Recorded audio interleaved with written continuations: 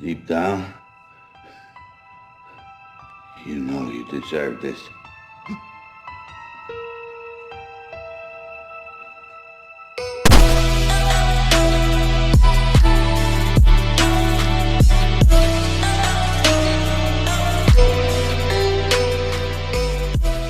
So I have been tasked by my English teacher to review all of the Harry Potter franchise movies, all in just one video, of course. A great opportunity, I thought, to finally make a gigantic video that covers as much time as an average English lesson does.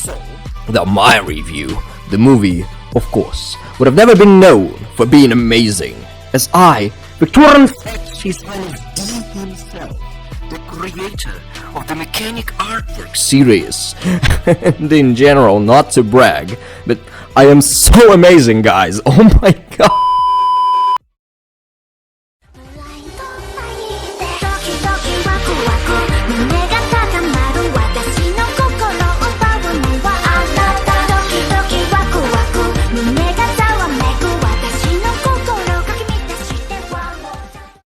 By the way, this video is made merely for entertainment purposes and homework and is in no way commercial. I am not monetizing the video and this is not a 100% serious review, so all the feedback I can get you can leave in your comment section. It's not about money, it's about sending a message. Harry Potter and the Philosopher's Stone. Now, this is a movie that I think would fit for all ages and any audience. Despite the other films, it has the least dark and gloomy moments. I think it's the perfect way to introduce us to the universe of Harry Potter. This is a series that shows a realistic transition of childhood to adulthood from the face of Harry and his friends. As we are young, our perspectives on things are rather happy and carefree. Like in Harry's first film, where even the emotional abuse Harry goes through due to his cruel foster family isn't shown in a violent or dark but rather comedic way. It shows the mind of Harry before all the serious events of what is to come perfectly. Another thing is how Harry's issues with his foster family can be easily relatable, furthermore, connecting us with the character and making us feel empathy and love for him alone. It's mine! Yours? They'll be writing to you.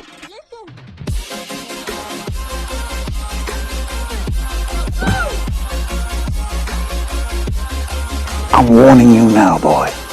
Any funny business, you won't have any meals for a week.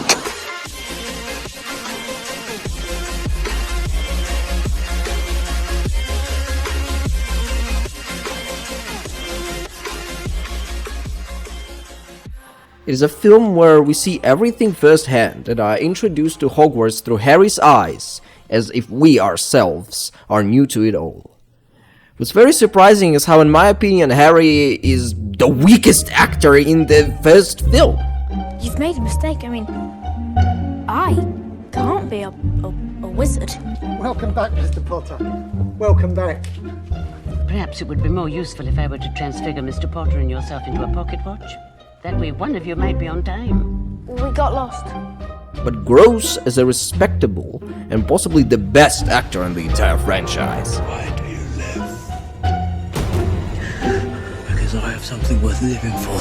The acting in the first film, I'd say,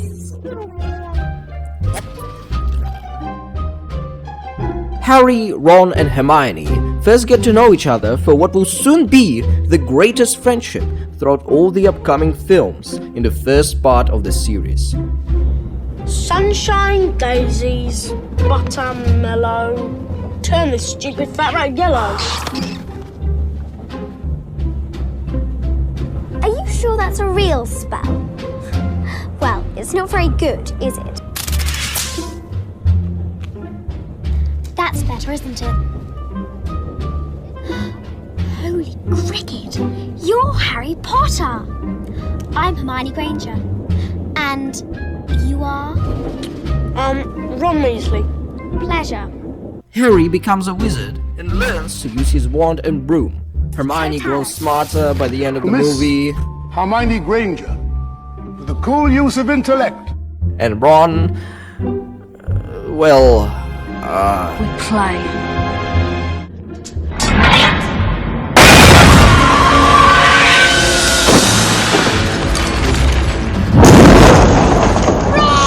Oh, better luck next time, Ron. Harry Potter and the Chamber of Secrets. The movie explores Harry coming face to face with Tom Riddle, who would soon eventually become Lord Voldemort. It shows us Dobby for the first time and introduces the themes of discrimination in Harry Potter, one of the biggest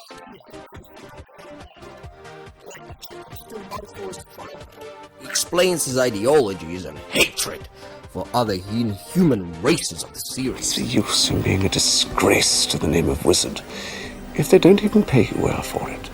Associating with muggles. And I thought your family could sink no lower. I especially like the ending, with Dobby standing up for Harry after all his kindness towards him and defending him against the Malfoys. It is a great smooth transition from the wholesome happy themes of the first film to something darker and bigger story-wise. One amazing thing about the movie, though, is how timeless it is. It was made tens of years ago, and yet the special effects, the acting and the cinematography all look good and acceptable by today's standards. And compared to many movies nowadays, this is very impressive.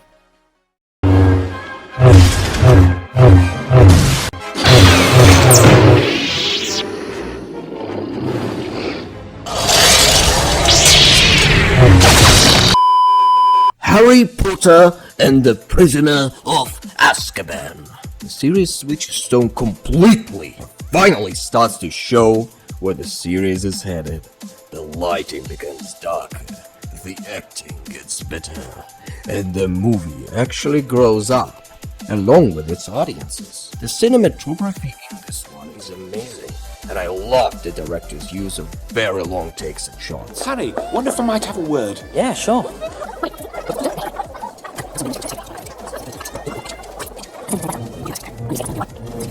Shots don't change for over a minute or two, showing this long, well-acted sequence, adding a lot of realism to the feel of the movie. Another unique thing about the movie is that it has no direct villain. The main villain in the series is fear and paranoia of Lord Voldemort and evil, instead rather than showcase of it. And it also is the first movie where Harry uses his wand. Expecto Patronum! You shut the f*** up! Shut the f*** up! Shut the f*** up! Well, in previous two, Harry rarely used the magic himself. Get this. He literally fights off spiders with a huge lantern. Harry Potter and the Goblet of Fire is one of the greater installments, starting off with the introduction of Death Eaters and their vicious attack on Hogwarts. A very good scene I loved is the amazing tone switch to the series to dark when Harry and Cedric's lifeless body are teleported back to Hogwarts as everyone cheers up for the two. But later, slowly realizing Harry is unhappy and Cedric is no longer alive.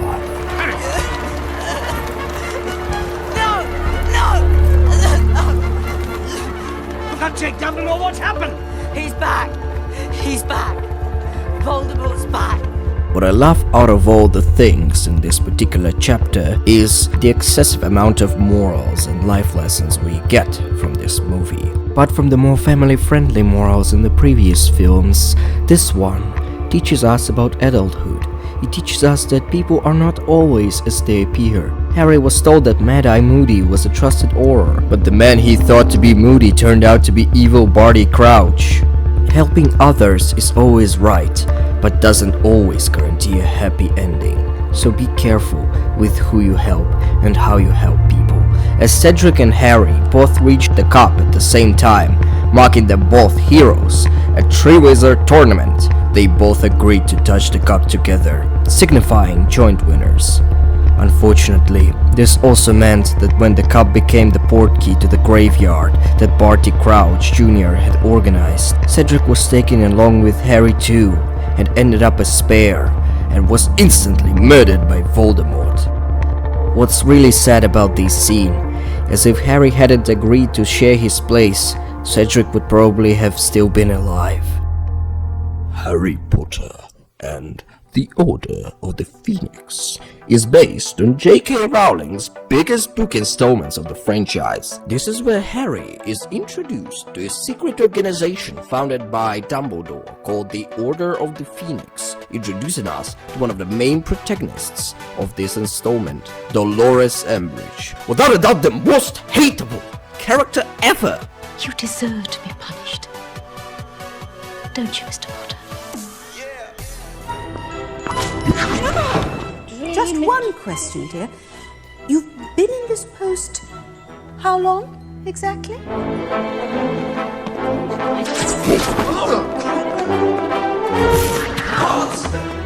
You applied first for the Defense Against the Dark Arts post, is that correct? Yes. But you were unsuccessful? Obviously.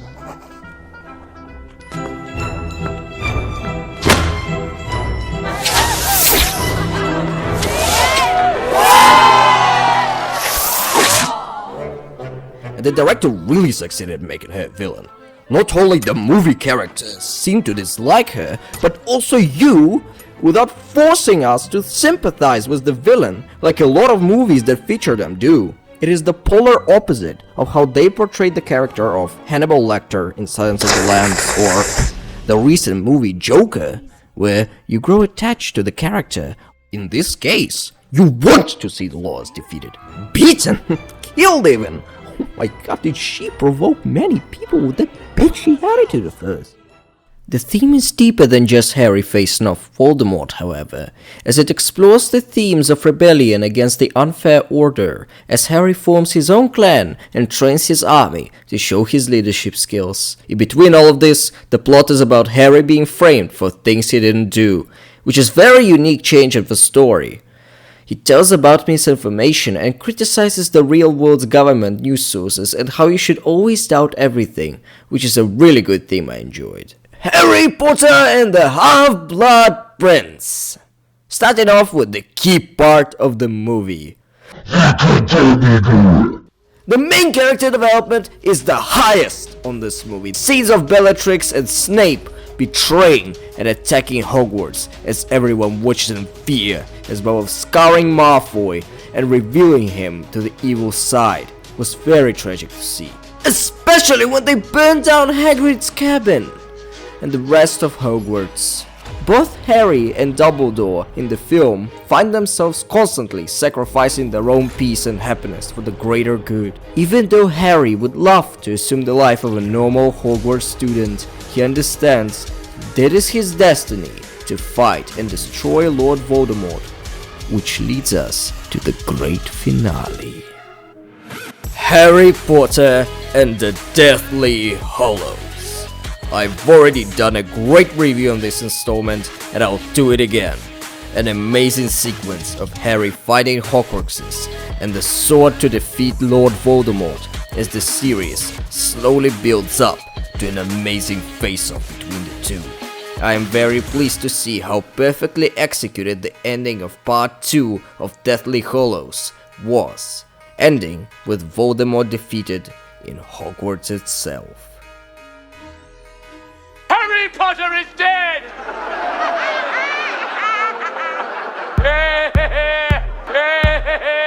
Harry Potter is dead.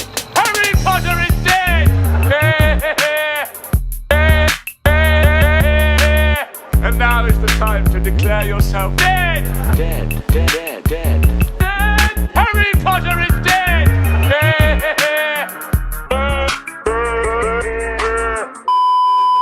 For me, the biggest message of the Deathly Hallows is the same one that Dumbledore had said once. Why then did the Sorting Hat place you in Gryffindor? Because I asked it to. Exactly, Harry, exactly. Which makes you different from Voldemort. It is not our abilities that show what we truly are. It is our choices. In the end, it becomes a choice between fighting the Hallows versus fighting Horcruxes. Harry came to know about both and the consequences of finding them. He could have chosen to seek the Hollows, as many had done before him, and it would have made him the master of death, but he chose to seek the Horcruxes, finding and destroying them, eventually leading to the destruction of Voldemort, to seek any way he could to escape death, including wreaking havoc on the world. What choice we make in face of adversity determines who we are. For me, this is a valuable lesson that translates for the real world as well. Harry Potter is an amazing series with a lot of things based on the real world problems set in a fictional universe. Much like the Harry Potter franchise, I want all my projects to have meaning and depth behind them, and I enjoy films that are, or at least try to seem deeper than they truly are, making us think twice after watching every scene. This is what Harry Potter does with its exciting story, well-developed characters, and many real-world problems and messages to take away from. It teaches us about friendship, betrayal, greed, and seek of power, different ideologies between people, and how your choices reflect you and everyone else around you when many people depend on you.